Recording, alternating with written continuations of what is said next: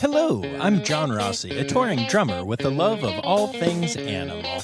When I'm on the road, I visit as many zoos, aquariums... Hey, wait a minute. What's going on?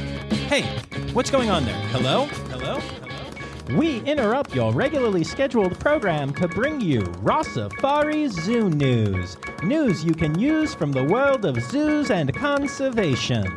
Every week, we bring you breaking news and analysis from around the globe, featuring the animals you love and the people who care for them. And here's your anchorman, John Rossi. Hi, hello, how are you? Welcome back to Rossifari Zoo News, your look at everything going on in the world of zoos, aquariums, conservation, and general animal weirdness. I'm going to start off this week by letting you all know that the second video for Penguins International's March of the Penguin Madness is live, and the contestants who passed through to the second round are now officially available to be seen on all of the Penguins International social media channels and all that good stuff. This competition is heating up, and I'm having a lot of fun doing my sportscastery stuff with Jungle Jordan this week, and we're having a lot of good times, just kind of hanging out and frankly seeing how many penguins we can make in one hype video. So yeah, make sure you check that out. And then, as you know, I've been up at Northern Stage in White River Junction, Vermont, and we officially opened Waitress. And it's going super well. We're selling out a lot of the shows, and audiences are having great reactions, which is lovely. But along with that, being up in New England, I got to spend some time at Franklin Park Zoo in Boston and met some incredible keepers there who took me behind the scenes to meet some amazing off-exhibit animals that call the zoo home. That was really meaningful. I got to meet some really, really special animals, including a couple of zebra foals. And that was just a lot of fun. And I definitely fell in love with some of the rarer species that call Franklin Park Zoo home. Then along with that, the main reason I was in Boston was that I actually spent 2 days at the New England Aquarium recording for the podcast and just being in one of my happiest places. And it was awesome. I am so excited to bring the episodes from the aquarium to you soon, and so grateful to the whole team there for being so open and welcoming. I'm going to visit at least once more on this contract, and I'm already so excited. I actually have something really cool planned there that I cannot wait to share. It's going to be awesome. New England is just such an incredible place, somewhere I've always loved, and now with so many facilities that are friends of the podcast that I just can't, wait to keep coming back here and sharing all the cool stuff I get to do with my audience. It's a great time. So yeah, I do really, really love it up here. And that's really all that's going on in my world right now. So before we get to the stories, a quick reminder, this is Rossifari Zoo News. It is a crowdsourced zoo news program. So if you see any stories or anything of interest that you think would be worth having on here, you can tag me in them on the socials at Rossifari or at Rossifari Pod on the TikTok machine, or email them to me, rossifaripod@gmail.com, and I'll say your name at the end of the episode, which is a lot of fun, I guess. I don't know. I've never actually said my own name at the end of the episode. I guess I should, since technically I, find a lot of these stories myself, but I don't know. It seems a little self-serving. I'm a goober. Anyway, all right, that's enough. Let's get to it.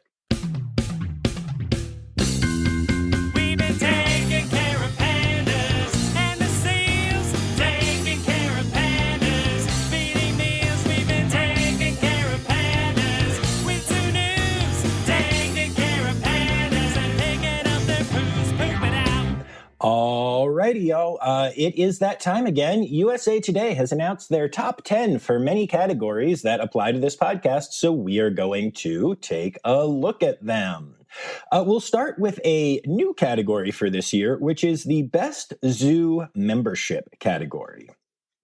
In number 10 is the Audubon Zoo in New Orleans. Number 9 is the San Antonio Zoo. Number 8 is the St. Louis Zoo. Now, that's one that I found particularly interesting because the St. Louis Zoo is a free zoo. So, the big perk of membership at most zoos is that you get to visit for free all year long. The fact that St. Louis Zoo has a robust enough membership program that it's worthwhile to their members, even though they already have free admission, is pretty cool. Number 7 is Riverbanks Zoo and Gardens. Number 6 is the Louisville Zoo. Number 5 is the North Carolina Zoo. 4 is Brevard Zoo. 3 is the Cincinnati Zoo and Botanical Gardens. Number 2 is the Cheyenne Mountain Zoo. And number 1 is the Henry Dorley Zoo and Aquarium. That's in Omaha, Nebraska, if you don't recognize the name. All right, and then the next category we're going to look at is the Best Safari Park category. Number 10 is African Safari Wildlife Park in Port Clinton, Ohio. Number 9 is Wildlife Safari in Winston, Georgia. Number 8, Keystone Safari in Grove City, Pennsylvania. Number 7 is the Virginia Safari Park in Natural Bridge, Virginia. And every time I talk about this facility, I feel the need to just point out that this is not the zoo that had all kinds of problems and animals removed, and there's still a lot of controversy about it. That is also in Natural Bridge, Virginia. There is a drive-through safari park there and a zoo there, and the two appear to have a rather large discrepancy of quality of life for their animals, with the Virginia Safari Park obviously doing pretty well and making these rankings. Number 6 is Bearizona in Williams, Arizona, which is also the winner of the John Rossi Rossifari Best Name for a Facility Award. That's not a real award, but whatever. Number 5 is Lion Country Safari in Loxahatchee, Florida. Number 4 is Turpentine Creek Wildlife Refuge in Eureka Springs, Arkansas. Number 3 is the Global Wildlife Center in Folsom, Louisiana. Number 2 is The Wilds, which is, of course, the safari park of the Columbus Zoo, which is found in Cumberland, Ohio. And then number 1 is the Lee G. Simmons Wildlife Safari Park in Ashland, Nebraska. Nebraska is representing on the list, y'all. Then our third category we're going to look at right now is the Best Zoo Exhibit category. This one's been around for a while, and I really like it. I think it's really cool to focus in on the individual exhibits at, incredible zoos. So number 10 on this list is Toyota Elephant Passage at the Denver Zoo. Number 9 is a Flamingo Mingle at the San Antonio Zoo. Number 8 is the Primate Expedition Cruise at the Naples Zoo. And if you have not heard the episode from the Naples Zoo where I got to go out on one of the keeper boats and go through all those islands and stuff, you have to check it out. It's absolutely incredible. Number 7 is the David A. Straz Jr. Manatee Critical Care Center at Zoo Tampa. Number 6 is The Great Escape at Oklahoma City Zoo, which is also the winner of the John Rossi Rossifari Best Name for an Exhibit Award, both for the pun, because they have apes, and, frankly, for the daring use of the word escape in a zoo exhibit. Number 5 is the Clayton Family Amphibian and Reptile Conservation Campus, also known as the ARC, at Zoo Knoxville. And that's another one that we did an episode all about that is absolutely fantastic. Number 4 is Penguin and Puffin Coast at the St. Louis Zoo. And I will tell you, it is impossible to go into that building and not fall in love with those incredible birds. You get such an amazing up-close look at them. Number 3 is Hippo Cove at Cincinnati Zoo and Botanical Gardens. Number 2 is Rocky Mountain Wild at Cheyenne Mountain Zoo. And number 1 is the Desert Dome at Henry Dorley Zoo and Aquarium in Omaha, Nebraska. And now, the moment you've all been waiting for, the Best Zoo category. Number 10, the St. Louis Zoo. Number 9, Riverbanks Zoo and Gardens. Number 8, the Audubon Zoo in New Orleans. Number 7, the North Carolina Zoo. Number 6, Brevard Zoo. Number 5, the Cincinnati Zoo and Botanical Gardens. And one thing that I found really fascinating about this, I mean, obviously we love Cincy. They deserve to be on the list, and one could argue they could be higher. But I've talked about this in years past when I've talked about this competition, but the Cincinnati Zoo has a very large and motivated online membership base. And they have their own private group and everything. And there are people in there that encourage that group to go and visit the website and to vote every day. It's a really big thing that happens every year, every day for this entire competition. And people respond very positively to it, or at least they seem to. And so normally Cincy is number 1 or number 2 every year. So to see them all the way down at number 5 isn't anything against the Cincinnati Zoo or the people in the membership group who do the thing. I think it just speaks to how much people at other zoos also committed to voting for their favorite zoos and really digging in, which I think is cool to see. I think that in the years that I have covered this competition on Zoo News, it has gone from something that, was mildly impressive if you managed to make the list, but mostly is just fan voting based and kind of a little weird, to something that people actually take very seriously. And I think that anything that brings awareness to good facilities is a good thing. So my opinion on this has changed. And weirdly, seeing that other facilities also have as passionate a fan base as Cincy has had for years is something that has made me even more sure that this competition matters to people, and that's really cool. Number 4 is the Jacksonville Zoo and Gardens. Number 3 is the Columbus Zoo and Aquarium. Number 2 is Cheyenne Mountain Zoo. And number 1, yet again, in like all of these categories, people in Nebraska really love to vote because it's Omaha's Henry Dorley Zoo and Aquarium. And I will tell you, Henry Dorley is an amazing facility. They deserve all the accolades that they are getting. So congrats to all of the zoos who made it onto any and all of these lists. I think it's really interesting to see how the top of all of these lists are pretty, similar. The number 1 zoo is Henry Dorley. The number 1 exhibit is at Henry Dorley. The wildlife park also happens to be in Nebraska. And the best membership is Henry Dorley. And Cheyenne Mountain Zoo is number 2 for best zoo exhibit, and best membership.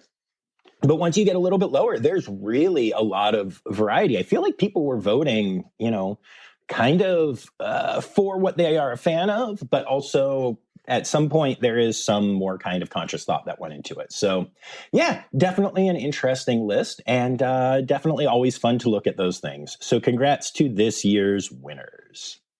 And that brings us to our births for the week. We start off at Mogo Wildlife Park, where they have welcomed a zebra foal to the fold. Get it? Fold? Anyway, the little one is healthy and thriving and is already integrated with the herd and visible to the public. Our friends at Brevard Zoo have welcomed 3 roseate spoonbill chicks born to Mom Rosa and Dad Spork.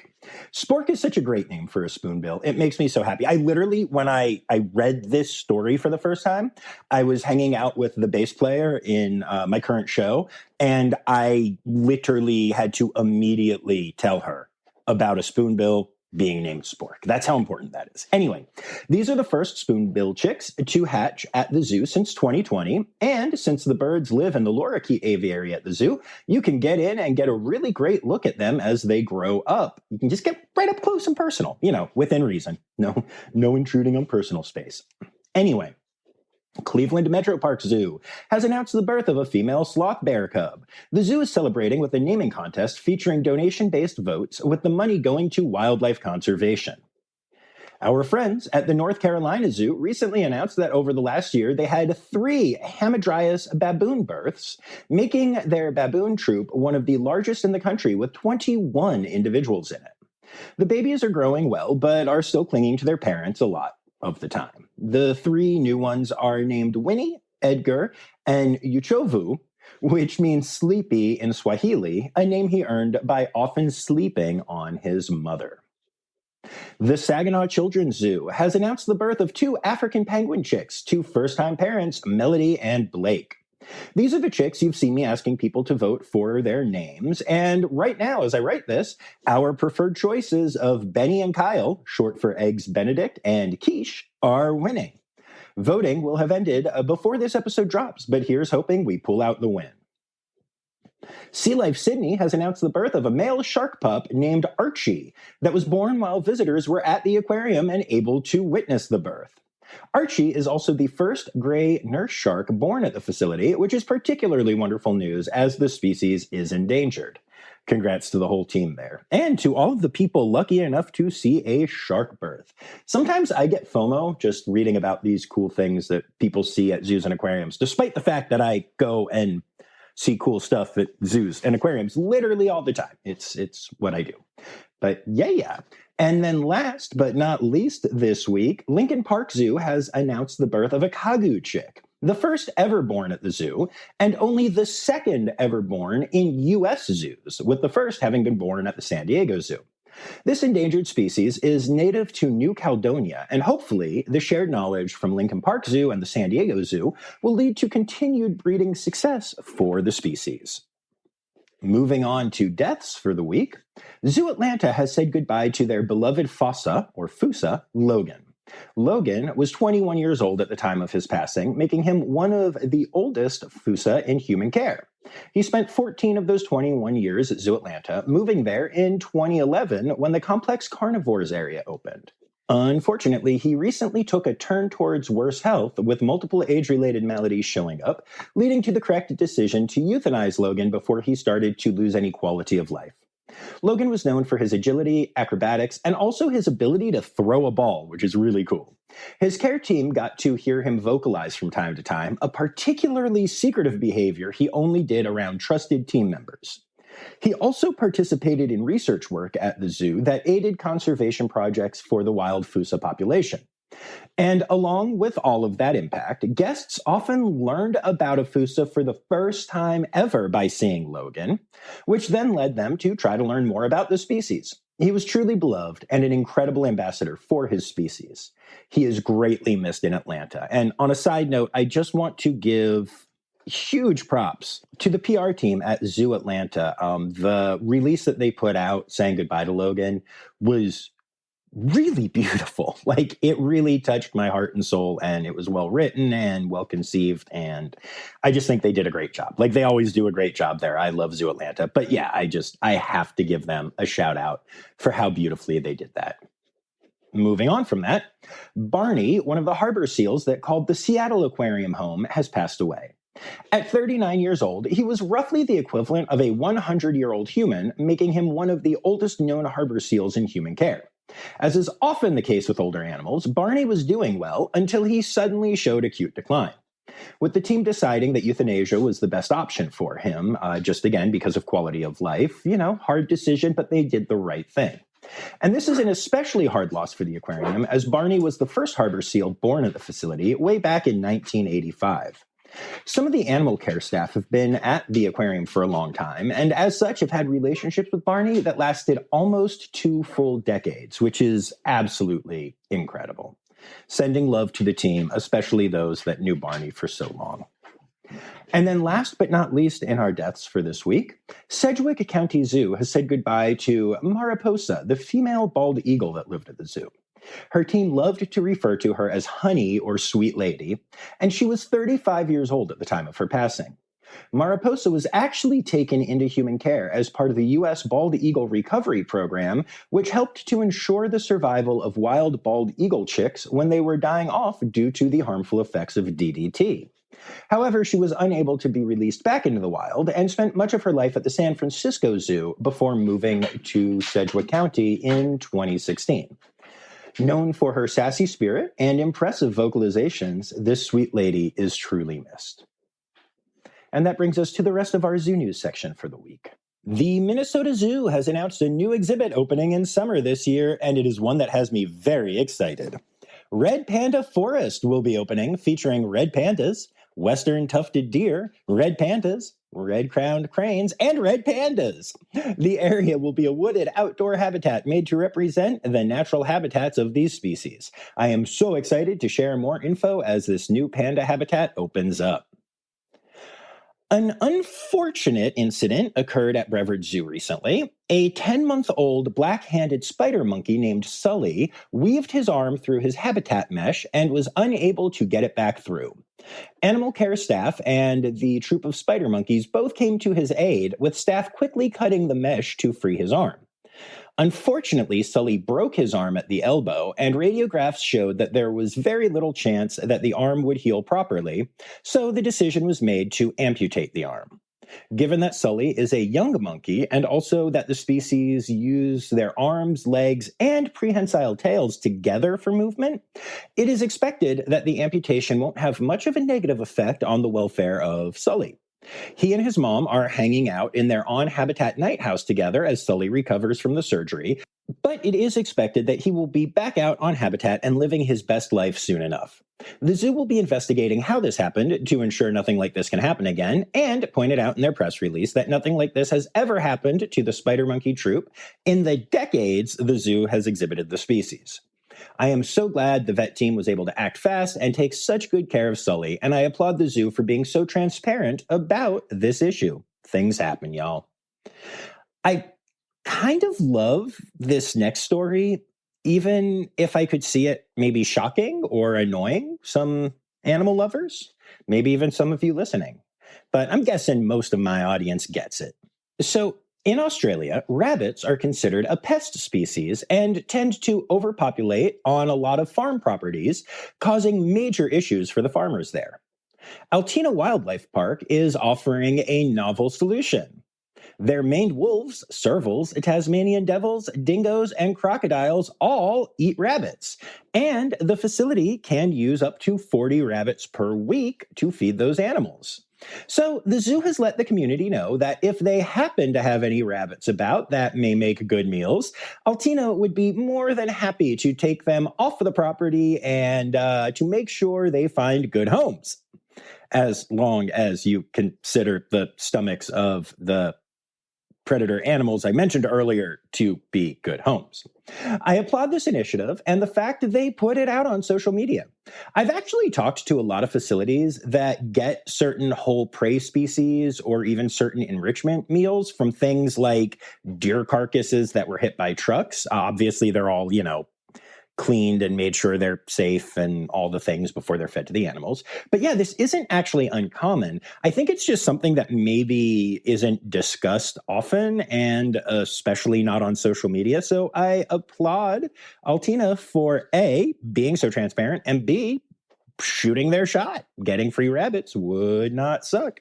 I hope they get a lot of bad bunnies for their lovely animals. The Cincinnati Zoo has announced that 2 of their young elephants, Sanjay and Kabir, recently tested positive for elephant endotheliotrophic herpes virus, also known as EEHV. While the disease is often fatal, especially amongst young elephants, this pair has already received the recent mRNA vaccine that we've talked about on here a lot that protects against the disease. And while they still got it, the hope is, and so far what looks like it's happening, is that the vaccine will help keep the case mild enough that treatment plans will work to let the young ones fully heal. And so far, everything looks as great as can be with this diagnosis. So it really does appear that this vaccine is working and that these 2 might well be the first young elephants to survive the disease, at least in part because of the vaccine, which is absolutely stunning news. Fingers crossed that that is the case. And that brings us to Stereotypical Animal Podcast Theme Song. Here to bring it to Conservation News. And we're going to start Conservation News this week with a very special guest, Katie Propp of Penguins International. This is Katie Propp with Penguins International. See, I totally told you it was Katie Propp with Penguins International. Okay, get to it, Katie. Here to share some penguin news with you. Of course, you all probably are familiar with our largest community education event that takes place every single year, March of the Penguin Madness. And it has indeed been madness already in 2025. 48 penguin ambassadors represented 11 species from 40 different zoos and aquariums around the world. They went head to head in the first round of our tournament. And of course, the drama is starting to unfold as we just revealed the bracket matchup for the Flipper Frenzy round. The Flipper Frenzy round, which is the second round of the competition, voting will begin this coming Sunday, and you can vote as early as midnight Mountain Time, 6 a.m. UTC. We are thrilled to share that 792,000 people have already been reached so far during the competition. That means every person that has voted for a penguin has been learning about penguins and hopefully wanting to save them in the wild. Of course, that is the goal of this competition, saving penguins through voting for penguins. Woo! It is awesome to see this competition off to such a great start and such an honor to be one of the voices of it. But that's not all Katie Propp has to tell us about penguins. African penguins last October were uplisted to a critically endangered species. You may or may not know this, but African penguins enjoy eating sardines and anchovies from the ocean. But guess what? So do people. Competition between seabirds and the industrial purse-seine fishing industry for sardine and anchovy has been a growing threat to seabirds, specifically penguins, for several decades. In fact, penguin researchers did identify that the lack of fish has been a key driver for the decline of African penguins. So, on March 18th, when the South African Pretoria High Court ruled to ban fishing around 6 key African penguin colonies, a celebration ensued.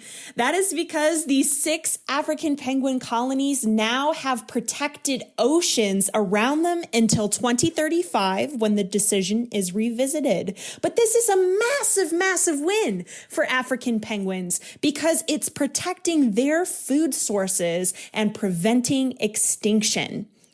Our partners at the Southern African Foundation for the Conservation of Coastal Birds, SANCCOB, and BirdLife South Africa have been part of this ongoing litigation for the past year. In fact, last year, they were part of an international panel of conservationists that presented 15 years worth of research on African penguins, specifically on this competition with the food industry. And that former minister of the Department of Forestry, Fisheries, and the Environment did not follow the recommended proposal, which is why the litigation has taken this long and fell onto Dr. Dion George, the current Minister of Forestry, Fisheries, and the Environment. We are so thrilled to see that this agreement has been reached and that fishing has been banned around these 6 key African penguin colonies, because that means that these penguins can go ahead and forage without fear of their food sources being depleted. So go ahead and sound off for those African penguins. Round of applause to the teams involved for this massive success. Ah, yes, the Rossifari podcast, where when you ask for a round of applause, you get a round of applause. Thank you, Katie Propp, for doing that, and I'm looking forward to continuing to work on all of the fun March of the Penguin Madness stuff that we have going on for the next couple weeks. Moving on to additional conservation news, the largest indoor sea turtle hospital in the world recently opened on South Padre Island in Texas. The facility is open to the public, allowing people to get an intense and honest look at what goes into rehabilitating these incredible animals. You can check out seaturtleinc.org for more information, and I highly recommend that you do. And to be clear, that's INC, not INK. It's not where you go to get sea turtle tattoos. Anyway, moving on from there, 2 pairs of Eurasian beavers have been released in Dorset, England recently. These 4 individuals are the first beavers to call England home in almost 500 years. They also represent the first of hopefully many releases as the Beaver Trust works to bring the British population of beavers back to where it should be. The government has currently given the green light on reintroductions, and the Beaver Trust is wasting no time getting the little ones out there as quickly and safely as possible. I feel like when it comes to conservation, rhinos are, in many ways, the face of animal conservation to a lot of people, especially to those who love animals but aren't quite as immersed in the conservation world as Rossifarians are. And I think that's one of the reasons why there are always so many statistics about rhino poaching that make the news all the time. The latest numbers released are promising for the rhinos of South Africa. In 2024, South Africa recorded 420 incidents of rhino poaching, down from 499 the year before. The reduction is being attributed largely to dehorning programs, which have made the species a less alluring target for poachers. The reason the number isn't even lower than that is that poachers actually adapted to the dehorning programs and started targeting dehorned rhinos, I guess, to punish the people that had dehorned them, to show that won't deter them. I don't know. I don't know what goes into the brain of somebody who could poach a rhino. So anyway, while the overall numbers are promising, the year did actually end kind of horribly, with numbers skyrocketing in December and continuing that trend into January of this year, showing the constant back and forth that seems to happen when it comes to poaching with this magnificent species. The poachers really take it seriously, as do obviously the conservationists, the people trying to stop the poachers. And there's just it's almost like an arms war. It's like a Cold War, except that it runs hot and rhinos die. But yeah, you hate to see it. But overall, good numbers in South Africa are something that I will take. The government of Roatan in Honduras has officially banned wildlife exhibitions in the area. This is a huge victory, as Roatan is known for having wild animals just displayed by local citizens in really tiny cages, like on the street. The animals are not treated well, they're not provided enough food and water, or given any semblance of correct husbandry. Birds, sloths, and other mammals are often ripped right out of the wild, shoved into tiny cages, and forced to be poked and prodded by tourists for hours, or at least that was the case, but no longer thanks to this new law. This is a huge win for the animals of Honduras. And that actually ties in kind of nicely to our next story, talking about just humans being dumb around animals, because recently, 2 different influencers have gotten in trouble for their, I'm just going to call it stupidity, as it pertains to animals. The first one is a woman in Australia who snagged a baby wombat away from her mother to get a cute photo with it. The mother was very upset, chasing the idiot in question, and the baby was hissing and very clearly distressed. Seriously, a person did this and could not read the room. A male voice in the video can be heard mocking the mother for running after her baby and trying to save it.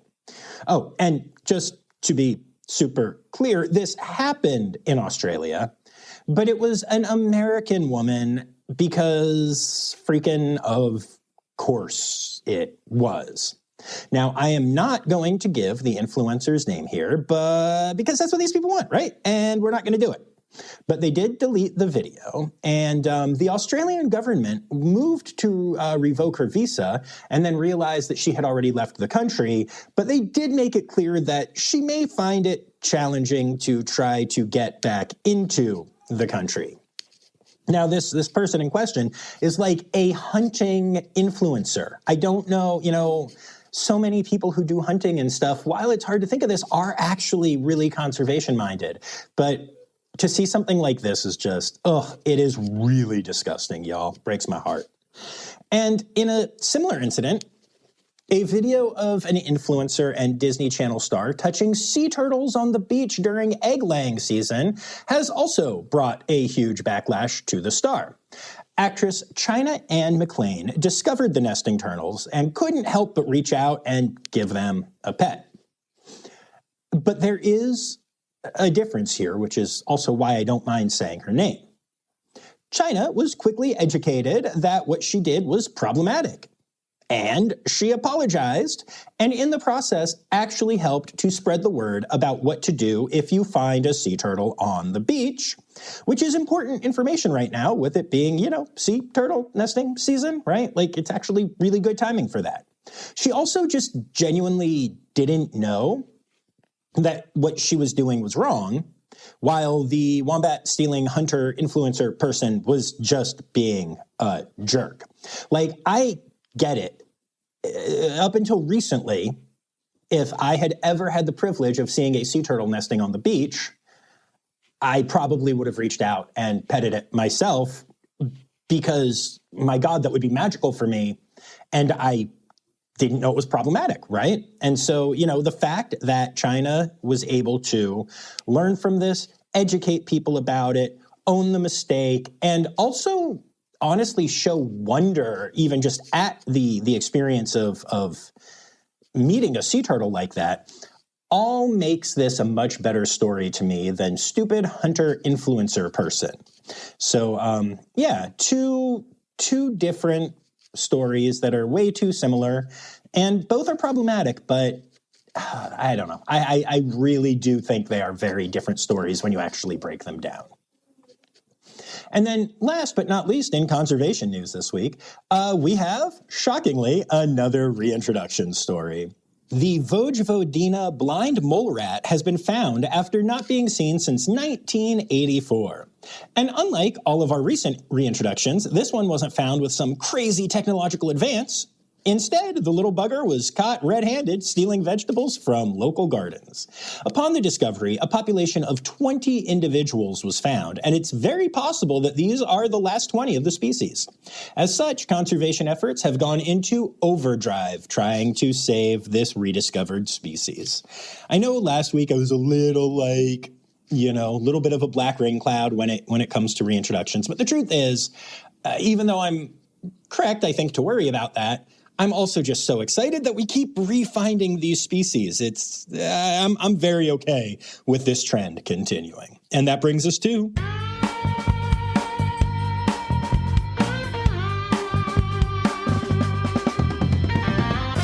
In other news,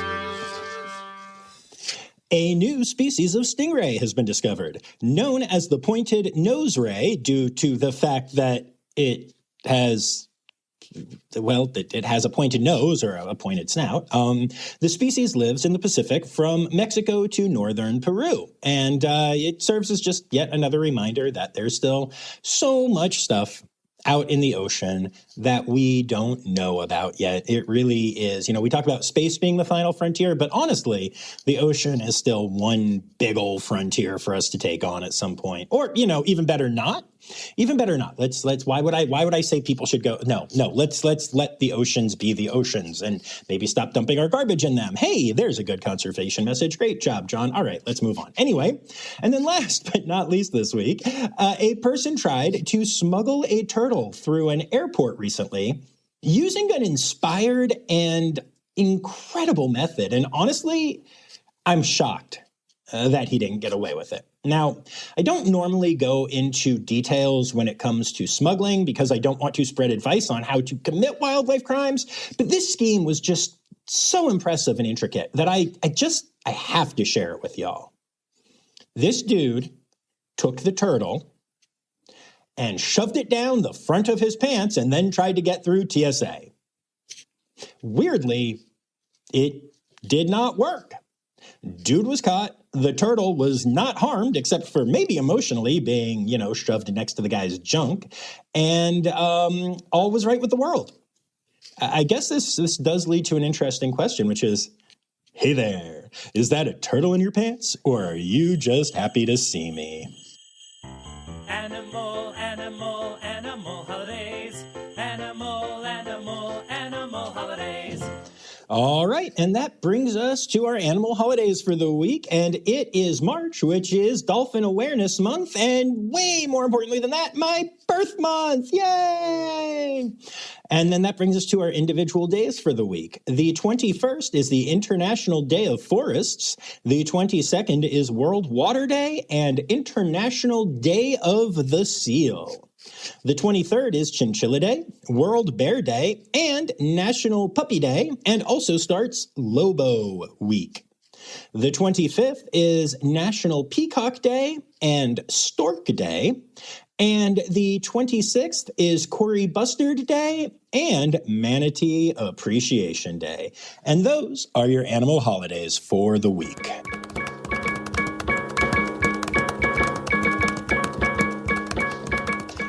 Alrighty, there you have it, folks. Another episode of Rossifari Zoo News, or maybe I should call it Buzz Safari Zoo News, because he insisted on sitting on my chest for like half of this recording, and I am not complaining.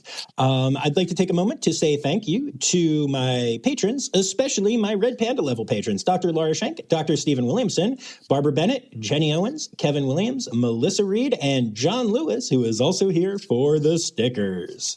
Then I'd like to say thank you to everyone who contributed to this week's episode, including Anya Keene, Colleen Linehan, Kim Cooley-Croninger, Carrie Kirkpatrick, Kevin Williams, Emily Rockbook, Dr. Laura Schenk, Matt Patford, Ken Tryon, Jacob Zinn, Holly Page, Matt Patford, Ali Malensky, Kay Malensky,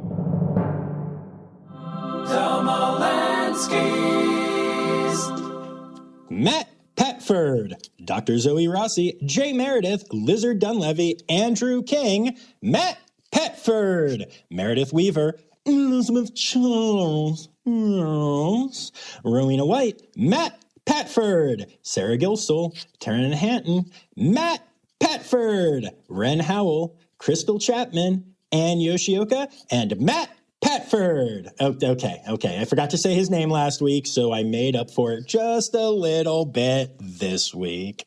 Anyway, I want to thank you all so much for listening, and I'll see you back here on Tuesday for another exciting interview episode, and then next Friday for another lovely zoo news. And until then, remember, friends, the words Newsy credits backwards are Steiderk Yiswen. The Rossifari podcast is produced, hosted, and engineered by John Rossi. Editing and fact-checking by John and Dr. Zoe Rossi. Our theme song is Sevens by Nathan Burke, performed by Nathan and John. Interrupting John theme and additional voices by Taylor Isaac Gray. You can reach John directly on Instagram and Facebook at Rossifari or by email at rossifaripod@gmail.com. Rossifari is part of the Daydreamer Media Network. Now, stop listening to me and go visit a zoo.